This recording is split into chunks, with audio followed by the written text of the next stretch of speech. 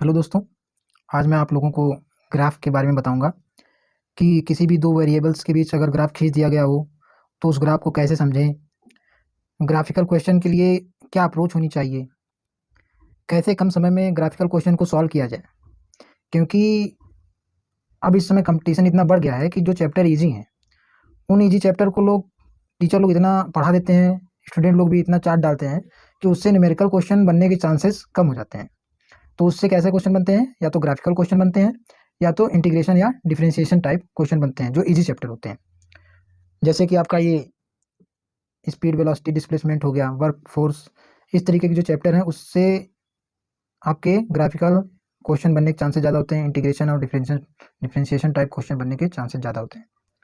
तो आज मैं आपको ग्राफ में बेसिक्स बताऊंगा कोऑर्डिनेट के, जो मैथमेटिकल पोर्शन है, ये मैथमेटिक्स का पोर्शन है। और how to know the value of any point in a given graph. कोई ग्राफ अगर दे दिया हो किसी के रिस्पेक्ट में, तो किसी भी पॉइंट की वैल्यू हम कैसे पता करेंगे कि इस पॉइंट पे इसकी वैल्यू क्या है। फिर क्या हम पढ़ेंगे अबाउट एंगल। एंगल को हम स्लोप के नाम से भी जानेंगे कि, और पैरेलल एंड परपेंडिकुलर लाइन क्या होती हैं, कैसे ड्रॉ की जाती हैं। हमारा मेन फोकस यही होगा कि हम लोग स्लोप के बारे में ज़्यादा जानें, स्लोप कैसे निकाला जाता है, स्लोप का क्या मतलब होता है। फिर टाइप ऑफ लाइन, लाइन कितने प्रकार से ड्रॉ की जा सकती है। जैसे कि graphical question x T graph होता है, यहाँ पे देखेंगे x T graph, we T graph, फिर ए टी, फिर P V, P T, F x. फिर आप अरेनियस इक्वेशन पढ़े होंगे केमिकल काइनेटिक्स में, उधर भी है। फिर अभी जो आइंस्टीन इक्वेशन है, क्या बोलते हैं, फोटो इलेक्ट्रिक इफेक्ट, उसमें भी है। तो हर इक्वेशन का ग्राफ कैसे ड्रॉ किया जाए, टीचर सभी लोग ड्रॉ करवाते हैं, हम लोग क्या करते हैं, रट लेते हैं। तो आज मैं आपको ग्राफ सिखाऊंगा, पढ़ाऊंगा नहीं। तो सीखने के लिए आपको पूरा लेक्चर देखना पड़ेगा, वो भी बहुत ध्यान से। लेक्चर इसलिए मेरा बड़ा हो जाता है क्योंकि मैं सिखाना चाहता हूँ, पढ़ाना नहीं चाहता हूँ। तो इस पूरी जो मैं सीरीज बनाऊंगा, प्ले विथ ग्राफ, ग्राफ की पूरी सीरीज बनेगी, एक प्लेलिस्ट बनेगी। ये पहला लेक्चर है जो इंट्रोडक्टरी पार्ट होने वाला है कि कैसे हम लोग देखेंगे ग्राफ को, कैसे सीखेंगे। तो आते हैं, मैंने पहले से ही ग्राफ ड्रॉ कर लिया है। तो इसमें एक एक्स एक्सिस होती है, एक वाई एक्सिस होती है, दोनों एक दूसरे के परपेंडिकुलर होते हैं 90 डिग्री पे। अगर वो दोनों परपेंडिकुलर नहीं है तो वो एक्सिस गलत होती है। जैसे अगर हमको एक्सिस ऐसे बना दिए कि एक ये, तो ये दोनों एक्सिस नहीं कहीं जाएंगे कि आप इसको वाई बोल दिए, इसको एक्स बोल दिए, ये गलत है। जो भी एक्सिस हम बनाएंगे वो हमेशा परपेंडिकुलर होनी चाहिए, एक दूसरे के परपेंडिकुलर, यानी 90 एंगल पे। ये इसको वाई कह सकते हो, इसको एक्स कह सकते हो। लेकिन अगर वो कुछ एंगल बना लें किससे, 90 के अलावा, तो इसका मतलब वो एक्सिस नहीं कही जाएंगी। आते हैं, तो ये वाई एक्सिस है, ये एक्स एक्सिस है, दोनों एक दूसरे पे 90 डिग्री सबटेंड कर रहे हैं। फिर ये एक्स एक्सिस की पॉजिटिव डायरेक्शन है, ये एक्स एक्सिस की निगेटिव डायरेक्शन है। ये वाई एक्सिस की पॉजिटिव है, ये वाई एक्सिस की निगेटिव डायरेक्शन है। मैंने माइनस वाई लिख दिया है। तो अब हम जब इस पर कोई पॉइंट लेंगे, तो मान लीजिए मैंने लिया हूँ, एक लिया हूँ मैं, तो अब इधर वाली जो भी पॉइंट लेंगे, इसकी इधर वाली, वो एक से बड़ी ही होगी। जैसे अगर मैं यहाँ पे कोई पॉइंट लेने के लिए कहूँ तो ये क्या होगी, एक से बड़ी, और वो एक और दो के बीच में यानी कि 1.5 हो सकती है।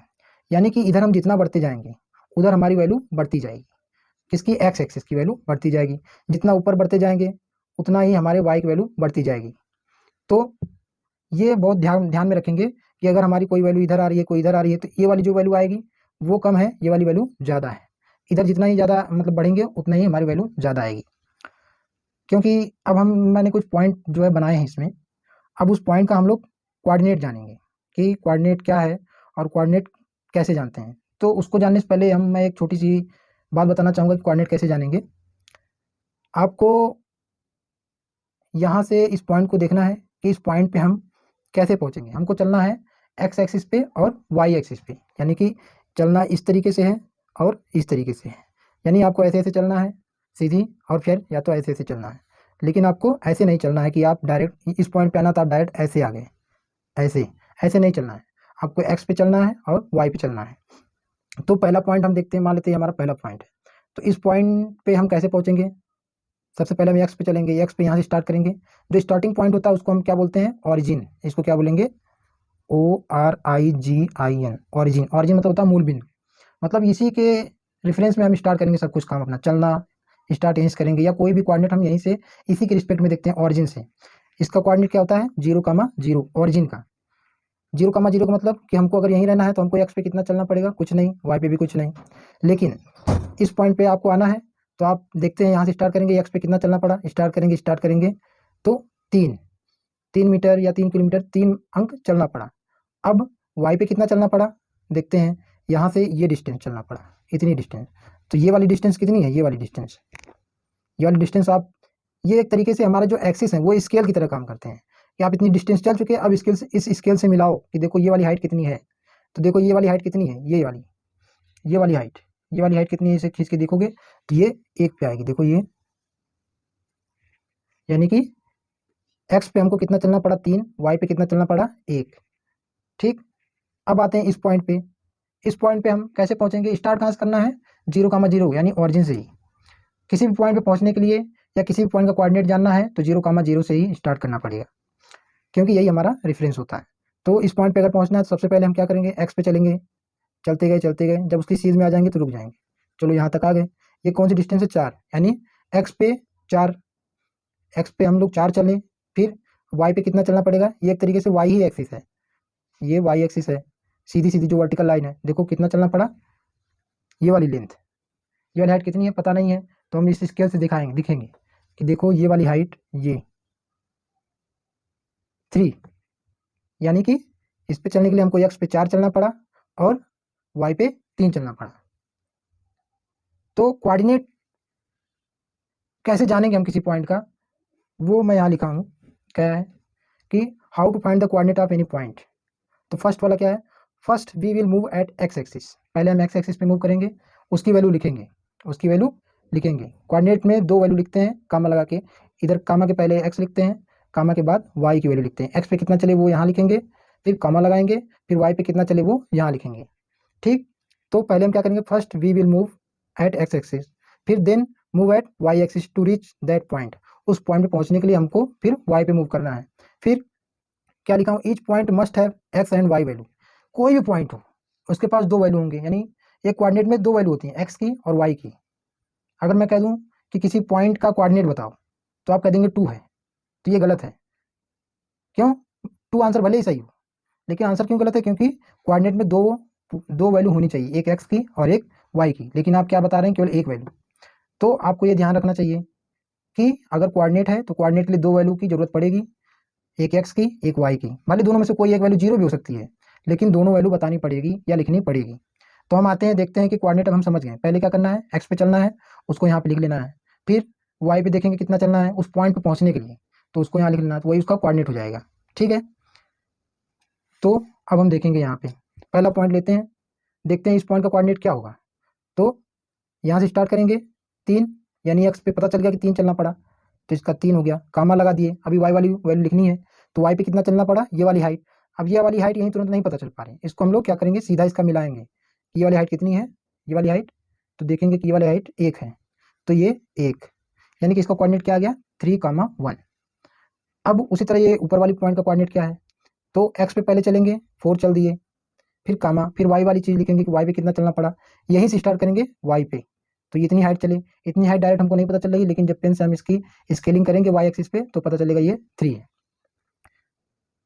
ठीक, तो या फिर एक और तरीका है किसी भी पॉइंट का कोऑर्डिनेट जानना, वो क्या तरीका है, उस पॉइंट से हम एक्सिस पे परपेंडिकुलर डिस्टेंस डालें। जैसे इस पॉइंट को कोऑर्डिनेट जानना है, इस पॉइंट से हम नीचे गिरा एक लाइन, तो देखिए 3 पे आया, 3 लिख दिए। फिर इसी पॉइंट से वाई पे चले जाएंगे, इसी पॉइंट से वाई पे गए तो 1 आ रहा है, तो 1 लिख दिए। फिर ये दूसरा वाला तरीका है, आपको जो भी अच्छा लगे वो फॉलो करिए।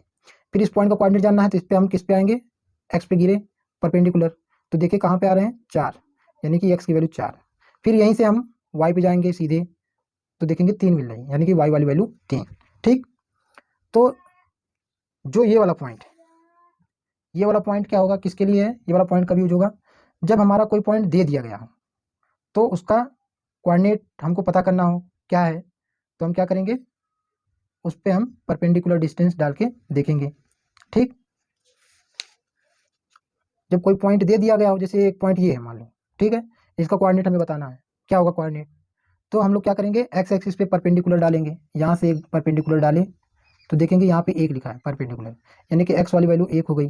ठीक, अब यहीं से फिर वाई पे चलेंगे, तो देखेंगे यहाँ पे वाई वाली वैल्यू कितनी आ गई, 4। तो ये परपेंडिकुलर या चलने वाला या फिर इस पे पहुंचने के लिए कितना डिस्टेंस चलना पड़ेगा, दो तरीके हैं। इस पे पहुंचने के लिए कितना डिस्टेंस चलना पड़ेगा, एक्स पे 1, वाई पे ये वाली लेंथ मिलाएंगे तो 4।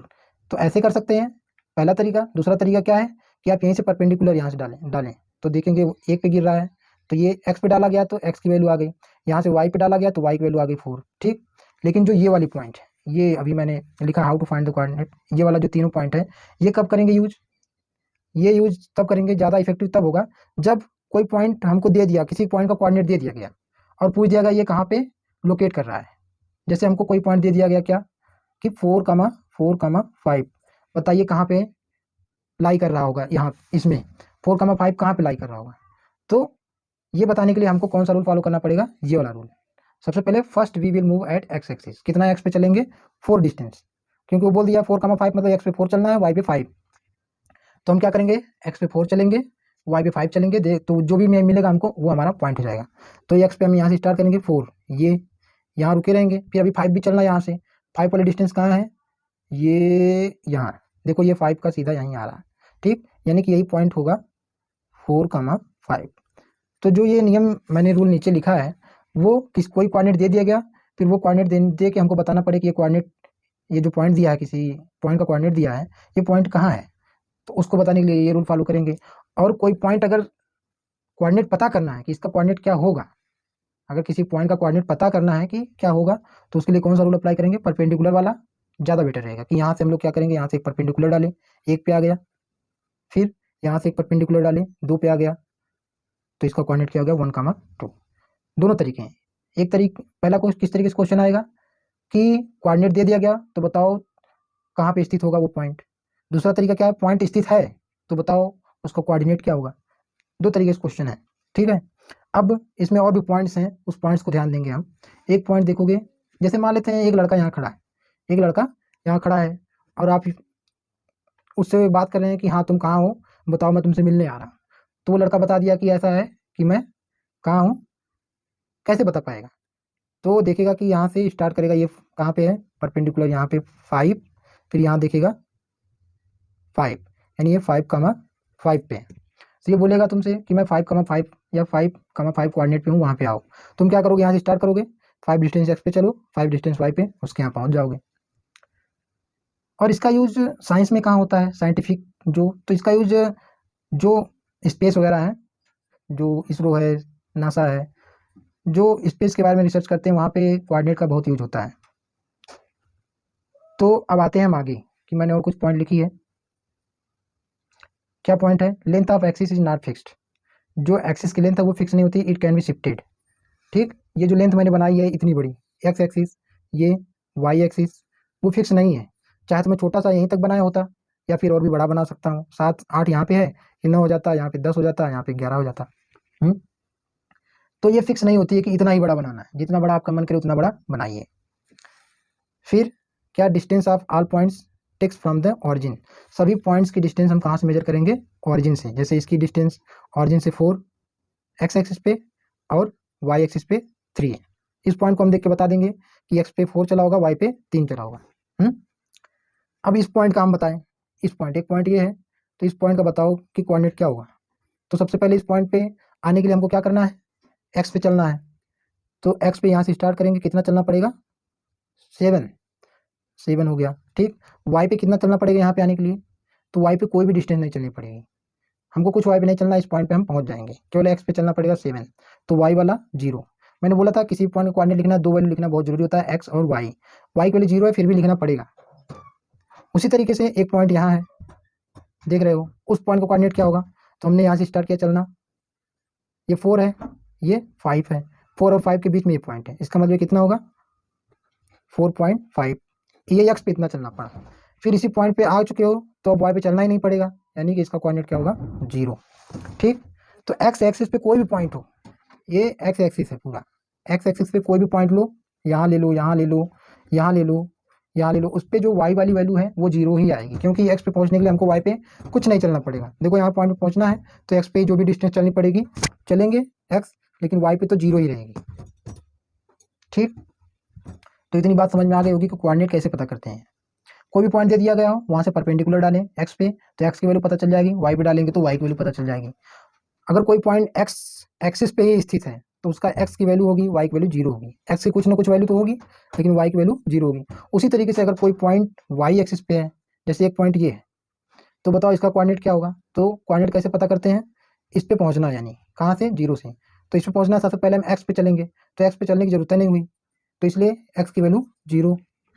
एक्स पे चलेंगे तो नहीं पहुंच पाएंगे, एक्स पे यानी कुछ नहीं चलना है, तो इसकी वैल्यू जीरो हो गई। वाई पे कितना चलना है, अब यहाँ से स्टार्ट किए, सिक्स, सिक्स चलना है, यानी जो वाई वाली वैल्यू है वो सिक्स है। यहाँ पे एक बात देख पा रहे होगे कि जब कोई पॉइंट वाई एक्सिस पे लाई कर रही है तो एक्स वाली वैल्यू जीरो होगी, वाई की वैल्यू कुछ ना कुछ होगी।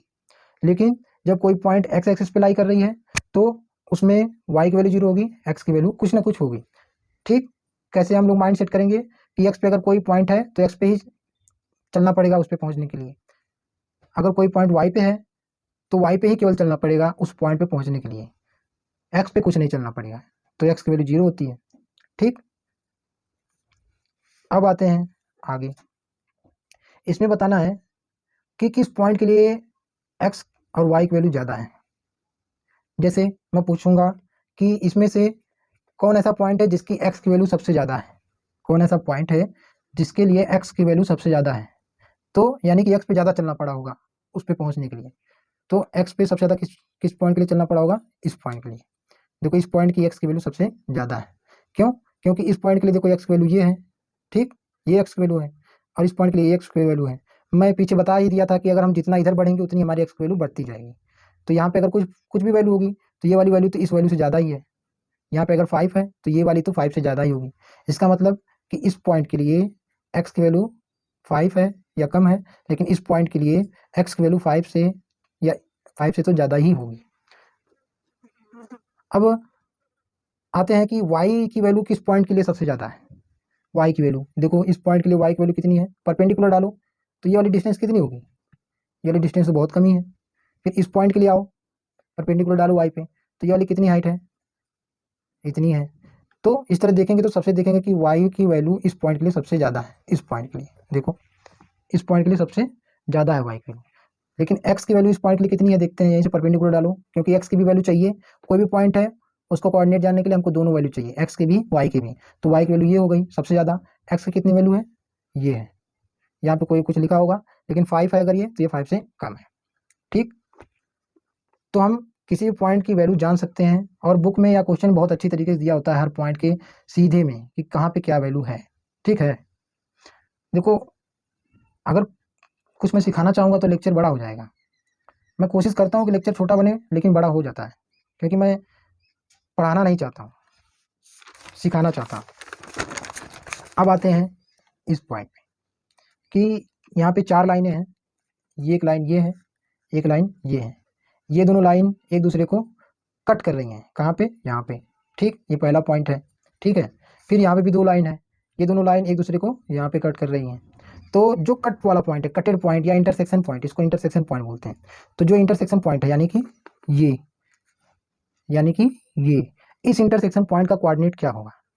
तो सबसे पहले कोऑर्डिनेट जानने के लिए क्या करना है, वहाँ से परपेंडिकुलर डिस्टेंस डालो, यहाँ से आओ यहाँ, ठीक, यानी कि 2। इसकी एक्स वाली वैल्यू तो पता चल गई 2। अब वाई वाली वैल्यू क्या होगी, 5।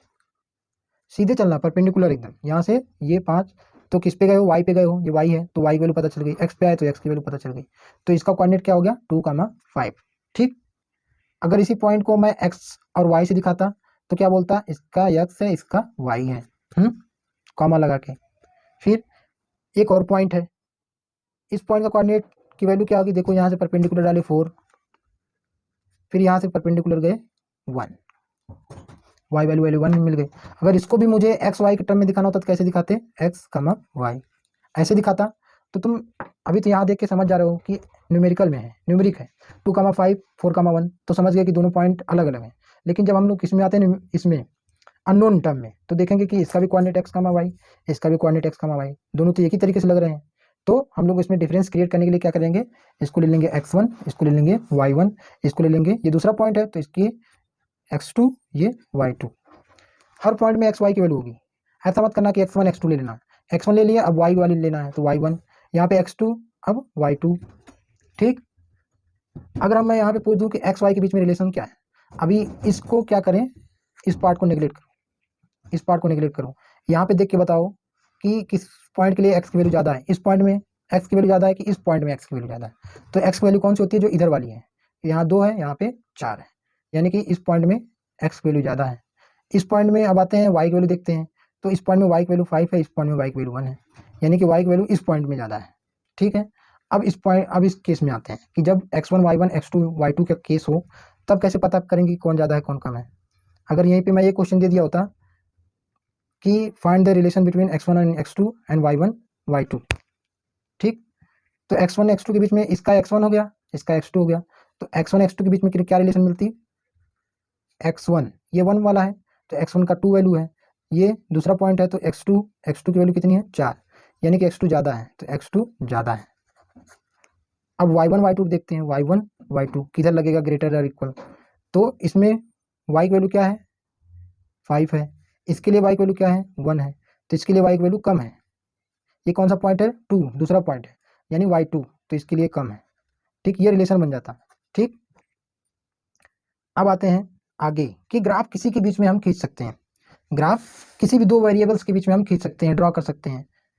जैसे उनके बीच में एक रिलेशन होना चाहिए, जैसे कि अभी एक नया ग्राफ है hard work and earn money, ठीक, और उनके बीच में एक रिलेशन है, देखो हार्ड वर्क करोगे तो मनी ज़्यादा अर्न करोगे, यानी कमाओगे कि कम कमाओगे, एक रिलेशन है कि नहीं, काम ज़्यादा करो और पैसा कमाओ, तो यहाँ पे एक रिलेशन है कि काम ज़्यादा करोगे तो पैसा ज़्यादा कमाओगे, काम कम करोगे तो पैसा कम कमाओगे, तो एक रिलेशन है, तो इसके बीच में हम ग्राफ खींच सकते हैं आराम से। लेकिन मैंने कुछ पॉइंट दिया है, उस पॉइंट के हिसाब से हम समझेंगे कि ये पॉइंट क्या कह रहा है। तो ये वाला पॉइंट है, ये पॉइंट क्या कह रहा है कि देखो यहाँ पे ये आए परपेंडिकुलर डिस्टेंस एक्स पे, यानी अर्न मनी पे आए, कितना मनी अर्न कर रहे हो इतना, ठीक, ये कुछ मनी तुमने अर्न किया। फिर इस पे आओगे तो क्या पता चलेगा हार्ड वर्क, यहाँ पे इस ये वाली एक्सिस हार्ड वर्क के बारे में बताएगी, ये वाली एक्सिस मनी कितना तुम कमाए हो इसके बारे में बताएगी। तो इस पॉइंट से हम क्या किए, कितना पैसा कमाया इतना, कितना मेहनत किया इतना, तो दोनों की लंबाई देखोगे कि ये लंबाई और ये लंबाई, दोनों लंबाई सेम ही है। इसका मतलब कि जितना इसने मेहनत किया है उतना पैसा कमाया। ठीक, अब ये बात सही भी होती है कि जितना मेहनत करोगे उतना पैसा कमाओगे। देखते हैं ये पॉइंट क्या कह रहा है, ये पॉइंट क्या कह रहा है कि हार्ड वर्क कितना है इतना, इतना मतलब इससे ज़्यादा, देखो इसका यहाँ पे वैल्यू आ रहा था और ये वाली वैल्यू यहाँ आ रही थी, ये वाली वैल्यू इससे तो ज़्यादा ही होगी, कि ऊपर जाते जाओगे तो वैल्यू बढ़ती जाएगी, ये शुरू में ही बताया था। तो हार्ड वर्क यहाँ पे ज़्यादा हुआ। अब देखते हैं पैसा कितना मिला इसको, पैसा इतना मिला, यानी कि इतना, इसको लोग ज़्यादा मिलना चाहिए पैसा, क्योंकि हार्ड वर्क ज़्यादा किया है, लेकिन पैसा कितना मिल रहा है इतना, थोड़ा सा बढ़ के मिल रहा है लेकिन इतना ही है। मेहनत के कंपेरिजन में पैसा जो है कम मिल रहा है। तो अब इस पॉइंट पे आते हैं, ये क्या कह रहा है कि मेहनत कितना की है इतना, यानी कि इस वाले आदमी से कम की है मेहनत, इस वाले आदमी से मेहनत इसने क्या किया है कम किया है, पैसा लेकिन कितना कमाया है, पैसा तो बहुत ज़्यादा कमाया है, मेहनत कम किया लेकिन पैसा ज़्यादा कमाया। ये सब जो है एक तरीका है समझने का, ग्राफ को कैसे समझते हैं कि कोई कोई पॉइंट है उस पर वैल्यू कैसे पता कर सकते हैं। क्योंकि क्या होता है कि जिन दो क्वांटिटीज़ के बीच में ग्राफ ड्रॉ किया गया है, जैसे यहाँ पे किस क्वांटिटी के बीच में ग्राफ ड्रॉ किया गया है, हार्ड वर्क और अर्न मनी, दो क्वांटिटीज़ के बीच में ग्राफ ड्रॉ किया गया। तो जिन दो क्वांटिटीज़ के बीच में ग्राफ ड्रॉ किया गया है, उन क्वांटिटी की वैल्यू किसी भी पॉइंट पे हम डायरेक्ट ग्राफ से पता कर सकते हैं, उन क्वांटिटी की वैल्यू हम डायरेक्ट ग्राफ से पता कर सकते हैं। हार्ड वर्क है, अर्न मनी है, तो इस पॉइंट पे हार्ड वर्क कितना है और अर्न मनी कितना है, हम ग्राफ से ही डायरेक्ट पता कर सकते हैं। देखो इस पॉइंट पे हार्ड वर्क कितना है, मनी कितना अर्न किया है इतना, इस पॉइंट पे दोनों क्वांटिटी की वैल्यू, हार्ड वर्क की अर्न मनी, दोनों क्वांटिटी की वैल्यू हम ग्राफ से डायरेक्ट पता कर सकते हैं। देखो हार्ड वर्क कितना किया है इतना किया है और अर्न इतना किया है, ठीक, और देख भी पाओगे कि ये हार्ड वर्क कितना किया है इस वाले से कम किया है, और मनी कितना अर्न किया है इतना, और ये कितना किया था मनी इतना, यानी कि इतना, ये तीसरा वाला आदमी जो है मेहनत कम किया और कमाया ज़्यादा है। तो ये बात तो सच नहीं है, बस एक समझने का पॉइंट ऑफ व्यू है। लेकिन अगर मैं यहाँ पे लिख दूँ, एक चीज़ और बता रहा हूँ, आफ्टर गेटिंग जॉब मतलब जॉब पाने के बाद, ये एक कंडीशन देखता हूँ, जॉब पाने के बाद HW hard work greater than earn money, अगर आपकी हार्ड वर्क बहुत ज़्यादा है और मनी जो है आप कम अर्न कर रहे हैं, तो ये कौन काम कर रहा होगा, एक लेबर कर रहा होगा। लेबर के केस में ये क्या है, पॉइंट सही, ये पॉइंट लेबर का केस है कि हार्ड वर्क बहुत ज़्यादा कर रहा है लेकिन पैसा बहुत कम कमा रहा है। अब दूसरा पॉइंट क्या है, HW यानी hard work less than EM, यानी हार्ड वर्क कड़ी मेहनत कम कर रहा है, अर्न मनी जो है ज़्यादा है, मेहनत कम कर रहा है पैसा ज़्यादा कमा रहा है।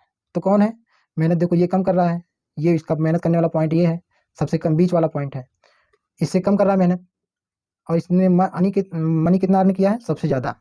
ठीक, तो ये कौन हो सकता है, गवर्नमेंट जॉब वाला हो सकता है। ये इसका कोई उतना महत्व नहीं है, बट एक सोचने का समझने का नज़रिया है कि ग्राफ को कैसे समझते हैं। किसी भी दो वेरिएबल्स के बीच में हम ग्राफ खींच सकते हैं, समझ सकते हैं, क्योंकि इनके बीच में एक रिलेशनशिप है कि हार्ड वर्क बढ़ाओगे मनी बढ़ेगा, अर्न ज़्यादा करोगे। अब तीसरा पॉइंट क्या है, HW इक्वल टू EM, यानी हार्ड वर्क जितना किया उतना तुमने पैसा कमाया। तो वो पहला आदमी हो गया कि देखो इतना इसने मेहनत किया है, पैसा इतना कमाया है। ठीक है, तो किसी भी दो पॉइंट्स के बीच में हम ग्राफ खींच सकते हैं। एक और पॉइंट पे देखते हैं, क्या है, फैमिली मेंबर एंड एक्सपेंडिचर। ये ग्राफ किसका है, family member versus expenditure. Expenditure मतलब होता है खर्चा, फैमिली मेंबर आप समझ ही रहे होंगे। तो जो पहले लिखा होता है वो वाई एक्सिस पे जाता है, जो बाद में लिखा होता है वो एक्स एक्सिस पे जाता है मोस्ट ऑफ द केसेस में।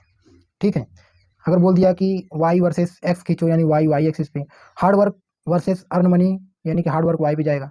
अगर यही क्वेश्चन ऐसे हो जाए कि earn money versus hard work के बीच में ग्राफ खींचो, तो अर्न मनी जो है कहाँ पे जाएगा, वाई एक्सिस पे यानी वर्टिकल लाइन पे, और हार्ड वर्क कहाँ जाएगा, एक्स एक्सिस पे। ठीक है, चलो ये वाला केस समझते हैं। क्या है, फैमिली मेंबर, यहाँ पे एक्सपेंडिचर खर्चा। तो एक लाइन का मैं ये ग्राफ खींचा हूँ, एक लाइन ये है, ठीक है, एक लाइन ये है। तो देखते हैं कौन सा ग्राफ सही दिखा रहा है। स्टार्ट करेंगे इस पॉइंट से। ठीक, इस पॉइंट पे देखेंगे कि एक्सपेंडिचर कितना है, इतना है। ठीक, और फैमिली मेंबर कितने हैं, इतने हैं। फिर अगला पॉइंट पे आते हैं, यहाँ पे धीरे धीरे पॉइंट बढ़ेंगे। ये पॉइंट क्या है, इस पे एक्सपेंडिचर इतना है और फैमिली मेंबर इतने हैं, यानी कि फैमिली मेंबर देखो बढ़े, पहले इतने फैमिली मेंबर थे, अब फैमिली मेंबर कितने हैं, इतने। इस पॉइंट के लिए इस पॉइंट पे आए तो फैमिली मेंबर बढ़ गए, तो तुम्हारा फैमिली मेंबर बढ़ गए तो एक्सपेंडिचर भी बढ़ना चाहिए, तो एक्सपेंडिचर यानी खर्चा भी बढ़ गया। ठीक है, अब ये इस पॉइंट पे आते हैं, इस पॉइंट पे देखते हैं कि कितने फैमिली मेंबर हैं, देखेंगे कि फैमिली मेंबर और भी बढ़ गए, क्योंकि ये बढ़ती हुई वैल्यू है ना। तो देखेंगे एक्सपेंडिचर भी बढ़ गया, खर्चा बढ़ गया, जितने ज़्यादा सदस्य रहेंगे उतना ज़्यादा खर्चा रहेगा। तो इस पॉइंट पे देखेंगे फैमिली मेंबर बहुत ज़्यादा है और खर्चा भी बहुत ज़्यादा है। ठीक, यानी ये ग्राफ सही बता रहा है। ये वाला ग्राफ देखें क्या बता रहा है। स्टार्ट करेंगे चाहे यहाँ से चाहे यहाँ से, कहीं से भी स्टार्ट कर सकते हो। ठीक है, स्टार्ट यहाँ से कर रहा हूँ। क्या बता रहा है कि फैमिली मेंबर बहुत ज़्यादा है, ठीक है, और खर्चा भी बहुत ज़्यादा है। अभी तो सही है। फिर धीरे धीरे अब आगे बढ़ें तो इस पॉइंट पे आए तो क्या होगा, इस पॉइंट पे हम लोग देखेंगे कि फैमिली मेंबर कितने हैं, इतने, यानी कि पहले वाले केस से कम। पहले कितना थे, इतना थे, इतना। फिर जब नीचे इस पॉइंट पे आए तो इस पॉइंट पे देखे कि हमारे फैमिली मेंबर जो है कम हो गए। तो हमारा खर्चा क्या हो गया, अभी भी बढ़ गया। पहले तो खर्चा हमारा कितना था, इतना था, लेकिन जब हम इस पॉइंट पे आए तो फैमिली मेंबर तो घट गए लेकिन खर्चा बढ़ गया। ये सही बात है, तो आप देखेंगे कि ये गलत बात है, क्योंकि फैमिली मेंबर कम हो रहे हैं तो खर्चा कम होना चाहिए। फिर इस पॉइंट पे आए तो देखेंगे फैमिली मेंबर की संख्या घट गई, इतनी हो गई, और खर्चा अभी बढ़ रहा है, देखो बढ़ता जा रहा है। यानी कि ये ग्राफ जो है गलत है, ये ग्राफ सही है। तो कुछ ऐसे अप्रोच होनी चाहिए ग्राफ को समझने की। लेक्चर काफ़ी लंबा हो जाएगा, इसलिए मैं इसको यहीं पे स्टॉप करता हूँ। ये बेसिक इंट्रोडक्टरी पार्ट था। आगे जो पढ़ाया जाएगा या बताया जाएगा वो आपके नीट या जेईई मेंस वालों के न्यूमेरिकल के लिए होगा। यहाँ से केवल क्या एक अप्रोच, एक समझने का तरीका बता रहा हूँ कि क्या ग्राफ के अप्रोच होते हैं, कैसे समझा जाता है। अगर इसमें भी कुछ समझ में ना आया हो तो आप पूछ सकते हैं। उसके बाद मैं नए लेक्चर 2 में स्लोप के बारे में बताऊंगा। इसमें नहीं बता पाया क्योंकि लेक्चर बहुत ज़्यादा लंबा हो गया है। ठीक है, यहीं पे समाप्त करते हैं।